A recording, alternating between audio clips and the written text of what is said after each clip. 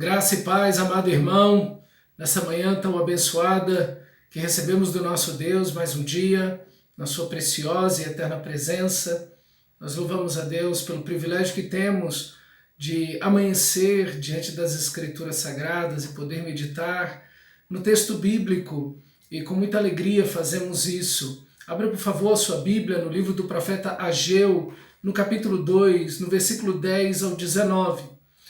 2 meses antes desse momento, Deus, como nós vimos no vídeo passado, Deus havia chamado aos líderes da nação de Israel, Zorobabel, Josué e todo o povo, dizendo: tenham ânimo, força, trabalhai, construam essa casa, porque a glória dela será maior do que a da primeira casa, do primeiro templo, porque o Messias vai entrar nesse segundo templo. Então, o povo precisa ganhar ânimo para trabalhar, mas Deus está trabalhando também. Eles estão construindo uma estrutura física muito simples, mas Deus está trabalhando, e o trabalho de Deus é eterno. Ele vai abalar os céus, a terra, o mar e o deserto. E o livro de Hebreus toma essa ideia de Deus abalar os céus e a terra, fazendo citação justamente desse texto, e diz que nós recebemos um reino inabalável. Isso é, Deus está trabalhando naquilo que é eterno, que é imutável. Então a ideia do texto é que nós vamos buscar em primeiro lugar o reino de Deus, aquilo que é inabalável, inamovível, diante daquilo que, ainda que importante seja, comer, beber e vestir, trabalhar, estudar, comprar e vender, ainda que diante dessas coisas elas são menores, elas são menos importantes, porque elas são transitórias, elas são abaláveis, elas são passageiras. E diante disso, nós buscamos em primeiro lugar, como nosso Senhor Jesus diz em Mateus 6,33, o reino de Deus e a sua justiça. E agora, diante dessa construção, desse momento de estar construindo esse templo, 2 meses agora, depois que se passam, há uma nova palavra de Deus para o povo de Israel. Eles estão já finalizando a edificação dessa casa muito simples, desse templo muito simples, mas Deus chama a atenção deles e chama o profeta Ageu e conta para eles, e faz o profeta Ageu contar uma parábola para eles, uma carne santificada, uma carne que foi tirada lá do altar, que foi consagrada ao Senhor, uma carne santa, que os sacerdotes e os levitas, só eles poderiam comer dessa carne, seus familiares.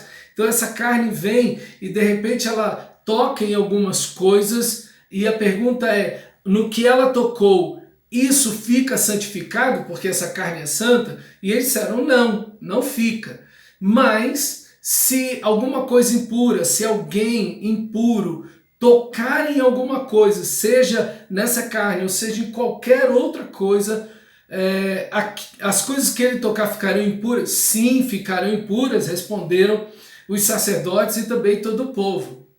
E aí então Deus traz uma sentença bem dura, bem forte sobre o povo de Israel. Versículo 14, Ageu prosseguiu e diz: assim é este povo, e assim é esta nação perante mim, diz o Senhor, assim é toda a obra da sua mão, o que ela ali oferece, tudo é imundo. Então Deus está chamando o povo de Israel, Deus está chamando o sacerdote Josué, o governador de Israel naquele momento, que é Zorobabel. Deus está chamando a nação inteira e dizendo para eles, voltando o coração deles para a santidade de Deus.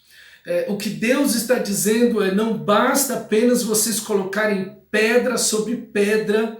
Não é isso que eu chamei vocês para fazerem. Eu chamei para vocês participarem da minha santidade, me amarem, me cultuarem e viverem uma vida de santidade. Que a santidade de Deus, aquilo que Deus santificou, no caso a carne, que ela toque em tudo em nossas vidas e santifique tudo e transforme tudo em nossa vida, que a santidade de Deus permeie cada área da nossa vida, cada situação da nossa vida, o nosso caráter, o nosso temperamento, as nossas escolhas, a nossa maneira de ver a vida, de ver o mundo, tudo em nós seja tocado pela santidade de Deus. Esse é o grande ponto aqui, mas o que eles estão fazendo é simplesmente empilhando pedra sobre... O que eles estão fazendo é simplesmente construir um templo. E o templo, o próprio sinal, os sinais que o templo representa são justamente aquilo que Israel deveria viver. O templo representa a aliança de Deus, o templo representa a presença de Deus, a comunhão que Deus quer ter com o povo de Israel, a promessa da vinda do Messias e também a missão da nação de Israel de abençoar todas as famílias da terra. São esses os 5 sinais que o templo representa.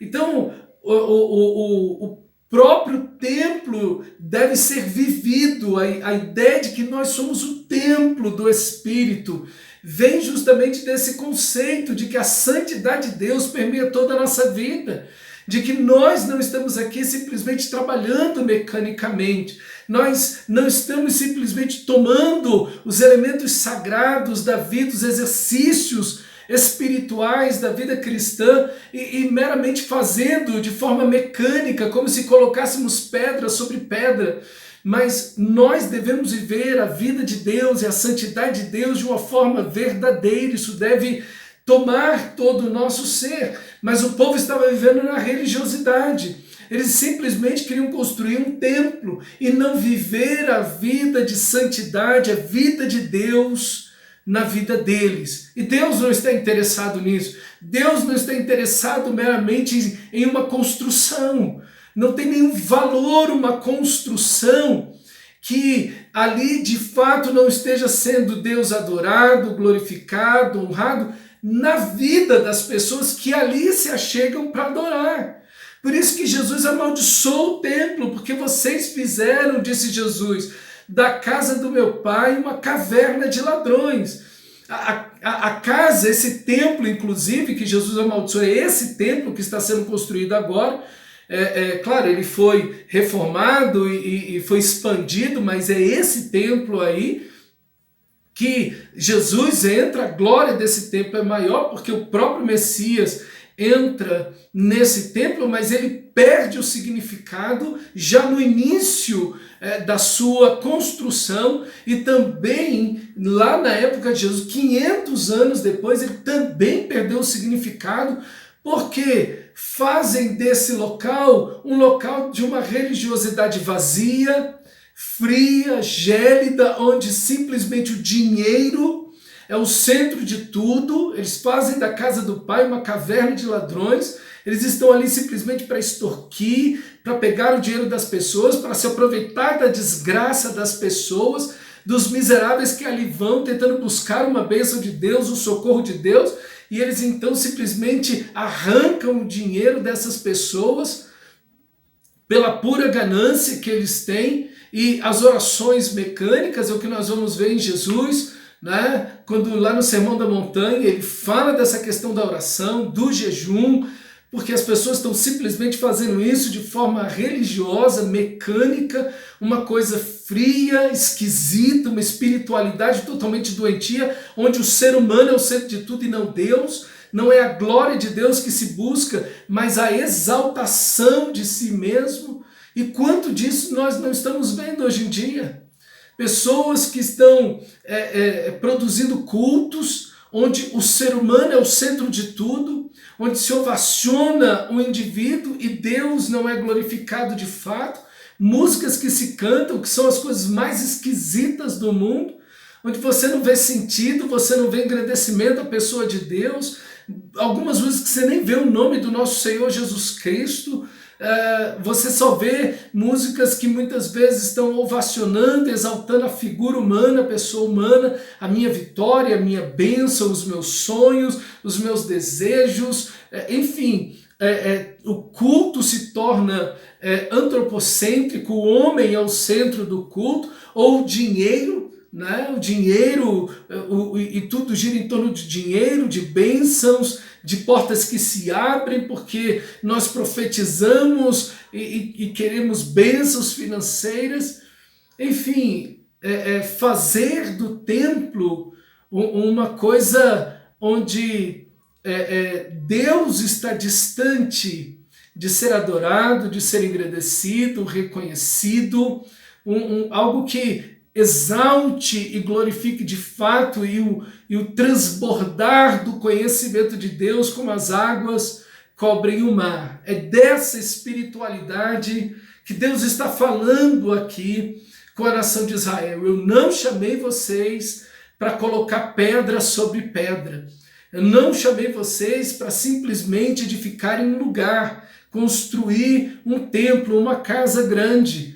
Eu chamei vocês para que a minha santidade esteja na vida de cada um. Vocês são meu povo, minha propriedade particular, meu sacerdócio real, uma nação santa, um povo de propriedade exclusiva de Deus, uma nação santa, que pertence a Deus, que vive com Ele, que desfruta da sua presença, da sua palavra, meu amado irmão, onde a santidade de Deus, essa transformação poderosa que a presença de Deus produz, permeia todas as áreas da nossa vida, e não seja uma coisa de aparências, de máscaras, onde eu vivo encenando como um ator em cada momento, em cada local, eu estou vivendo um papel diferente para que as pessoas possam me ver ali, mas de fato o que Deus chamou foi para uma vida cheia do seu Espírito, cheia da sua glória, e não há dúvida, Deus não abençoa a hipocrisia, Deus não abençoa esse tipo de situação, por isso que o texto vai mostrar que versículo 17, eu vos feri. Quem feriu foi Deus, não foi o diabo, não foi o migrador, o triturador, seja lá quem for, o destruidor, que as pessoas ficam colocando a culpa no inimigo o tempo inteiro e não fazem o mínimo de reflexão em suas vidas, de arrependimento, porque se a culpa é do inimigo, eu sou totalmente inocente, eu sou apenas uma vítima de um ataque. Então, quando eu coloco a culpa no inimigo, eu tiro a culpa de mim mesmo. Então já não há pecado para confessar, não há nada do que eu preciso me arrepender, mas Deus está chamando o povo de Israel aqui ao arrependimento, porque o próprio Deus está ferindo o povo. O texto diz, versículo 17, eu vos feri com queimaduras, com ferrugem, com saraiva e em toda a obra das vossas mãos, e não houve entre vós quem voltasse para mim, diz o Senhor. Quer dizer, diante do castigo, eles não conseguem refletir que toda essa disciplina vem de Deus, e quando eles não conseguem refletir, quando eles não conseguem parar e perguntar o que é que nós estamos fazendo. Nós estamos tendo uma espiritualidade verdadeira, saudável, santa, nós estamos vivendo de forma diferente do que as nações ao nosso redor. A cultura dessas nações tem invadido as nossas vidas, nós estamos vivendo como todo mundo. O que é que estamos vivendo? Eles não param, eles não refletem, como o texto diz, eles não consideram que tudo, diz Deus, tudo que eles fazem, toda a obra de suas mãos, diz o versículo 14, toda a obra de suas mãos, e tudo que é feito naquele lugar, naquele templo, tudo é imundo, Deus está dizendo. Então, eles não refletem quando eles não param para pensar no que eles estão fazendo e simplesmente seguem vivendo e fazendo aquilo que desejam, agradando-se a si mesmos, sem parar e pensar, meu Deus, será que isso responde à tua santidade? Será que isso de fato te agrada? Eu estou vivendo de acordo com os princípios e os valores da tua palavra? No lugar de parar, pensar e refletir e analisar isso diante das Escrituras, em oração, coração quebrantado, voltado para Deus, o que eles fazem é simplesmente ficar trabalhando compulsivamente, jogando pedra sobre pedra, achando que nisso está a bênção de Deus, um ativismo, mas sem vida.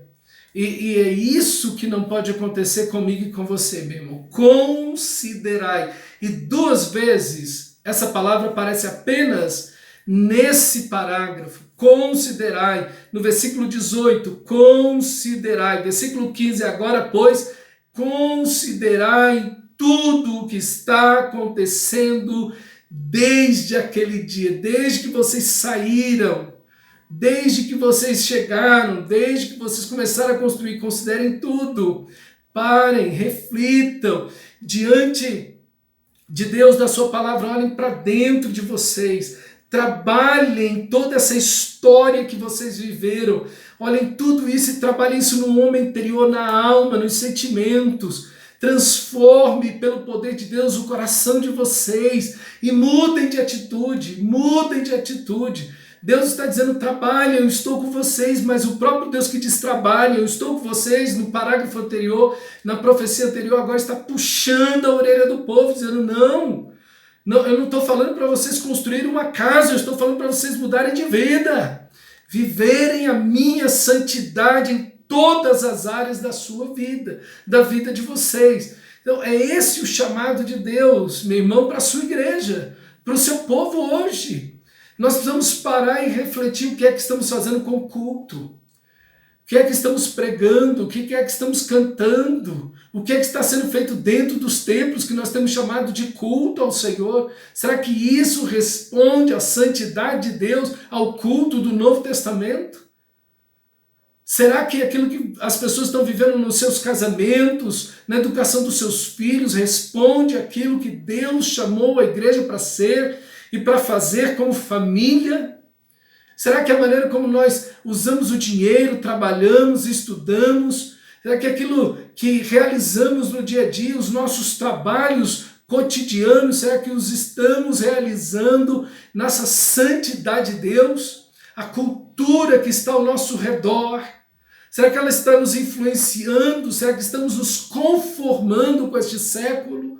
Estamos entrando na forma desse mundo, dessa cultura, simplesmente sem pensar, ouvindo ditados e lendo e ouvindo coisas, simplesmente nos deixando guiar, sem parar e refletir. Será que isso corresponde à santidade de Deus? Será que a santidade de Deus, a palavra de Deus diz justamente isso? Ou será que Deus tem princípios diferentes desses que a cultura, ou do que eu estou falando ou vivendo? Nós precisamos parar e refletir, meu irmão, naquilo que estamos fazendo. Chegamos no final do ano, já estamos entrando em dezembro. Você precisa pegar a sua vida e refletir na sua vida, considerar como foi esse ano. Sua fidelidade a Deus, seu amor a Deus, sua dedicação às Escrituras, no seu trabalho, no seu estudo, na sua vida em casa. A santidade de Deus é maior na sua vida hoje, no final do ano, do que no começo desse ano. Você está mais empenhado na obra de Deus, você está pregando mais o Evangelho, orando mais, lendo mais a Bíblia, está tendo mais sinceridade na sua vida, a mais fidelidade a Deus, na sua vida, no seu coração, nas suas atitudes, em todas as áreas. É o momento de considerar. Deus nos chama a parar o que estamos fazendo e refletir se a santidade dele está sendo vivida de fato em nossas vidas, ou se estamos simplesmente sendo religiosos mecânicos que estão empilhando pedra sobre pedra. O culto que você tem prestado a Deus a cada domingo, durante a semana, tem sido um culto de qualidade ao Senhor? Responde a esse culto que você presta, seu comportamento, seu compromisso, em tudo que você está fazendo corresponde a essa santidade de Deus, segundo a vontade de Deus? Existem coisas que você precisa voltar para o Senhor. Deus está disciplinando o povo, e é Deus que está disciplinando, trazendo doença no meio da colheita, trazendo saraiva em todas as obras das mãos dele, punindo o povo, mas eles não se voltaram, não se arrependeram diante do Senhor. Os sofrimentos desse ano você levou diante de Deus em arrependimento, dizendo: Deus, que está minha vida, minha alma, tem algo que o Senhor quer corrigir na minha vida. Essa situação demonstra alguma coisa da minha espiritualidade. Meu irmão, é hora de considerar diante de Deus. Precisamos fazer isso sempre, sempre, e rever qual tem sido o nosso comportamento, as nossas atitudes, as nossas escolhas, as nossas decisões diante de Deus, se tem havido de fato compromisso e fidelidade diante do Senhor, ou se estamos simplesmente vivendo um ativismo, correndo de um lado para o outro e às vezes colocando pedras, empilhando pedras. Deus te chamou à sua santidade. Deus te chamou a compartilhar da sua santidade. Hebreus diz que Deus nos disciplina para que sejamos participantes da sua santidade. Hebreus capítulo 12. Deus nos disciplina para podermos ser participantes dessa santidade. Essa ideia é extraída desse texto. Precisamos participar dessa santidade.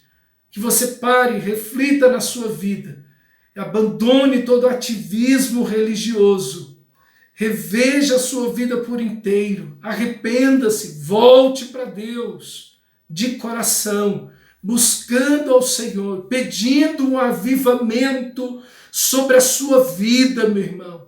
Aquela paixão por Deus, aquele amor na oração, aquela entrega, até aquela devoção extraordinária, aquele desejo ardente de compartilhar o Evangelho, de falar de Cristo, de viver a vida cristã, aquela paixão maravilhosa no coração, esperando o momento do culto para adorar o Senhor de todo o seu coração.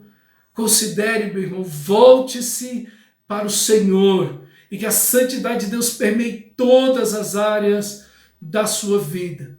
Como o texto diz, ninguém se voltou para mim. Ninguém se voltou para mim. E é Deus que está dizendo. Não houve entre vós, diz o versículo 17, quem voltasse para mim, diz o Senhor. É muito triste ouvir uma declaração dessa de Deus. Mas que você, meu amado irmão, possa voltar-se para o Senhor de coração, de espírito, de alma, de corpo, em todas as áreas da sua vida. Permitir que todas elas sejam banhadas na santidade de Deus.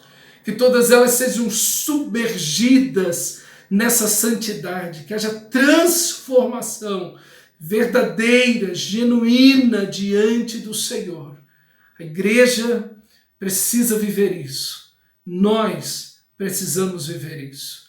Que Deus te abençoe, meu irmão, na graça preciosa do nosso Senhor e Salvador Jesus Cristo. Tire tempo de oração agora. Tire um momento de oração diante do Senhor.